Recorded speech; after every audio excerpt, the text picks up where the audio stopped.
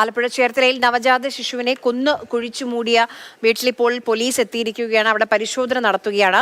കുഞ്ഞിന്റെ അമ്മ ആശയുടെ ആൺ സുഹൃത്ത് രതീഷിന്റെ വീട്ടിലാണ് ഈ മൃതദേഹം കുഴിച്ചു മൂടിയിട്ടുള്ളത്. കുഞ്ഞിനെ ശ്വാസം മുട്ടിച്ച് കൊലപ്പെടുത്തിയ ശേഷം കുഴിച്ചു മൂടി എന്നാണ് പ്രതികൾ നൽകിയിരിക്കുന്ന മൊഴി. രഘുനാഥ് നാരായണൻ നമുക്കൊപ്പം വിവരങ്ങളുമായി ചേരുന്നുണ്ട്. രഘു, നമുക്ക് ആ ദൃശ്യങ്ങൾ കാണാം. പോലീസ് എത്തിയിട്ടുണ്ട്, ഫോറൻസിക് സംഘവും ഉണ്ടെന്ന് തോന്നുന്നു. പരിശോധന തുടങ്ങിയോ?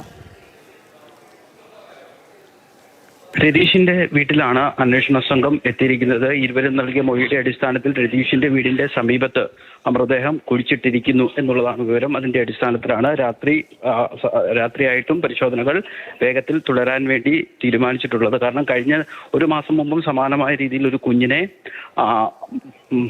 അമ്മയും ഒപ്പം തന്നെ പ്രസൂതവരനും ചേർന്ന് കൊന്നു കുഴിച്ചിട്ടിരുന്നു അന്ന്.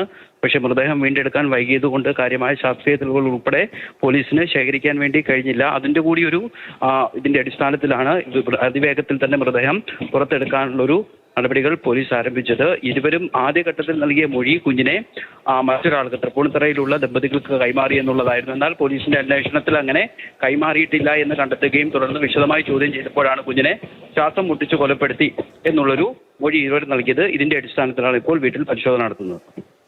ശരി. മൃതദേഹം കുഴിച്ചിട്ടു എന്ന് കരുതുന്ന സ്ഥലത്ത് പ്രതികൾ നൽകിയിരിക്കുന്ന മൊഴി അനുസരിച്ചാണ് ഇപ്പോൾ പോലീസ് ഇവിടേക്ക് എത്തിയിരിക്കുന്നത്. അവിടെ പരിശോധന ആരംഭിച്ചിട്ടുണ്ട്.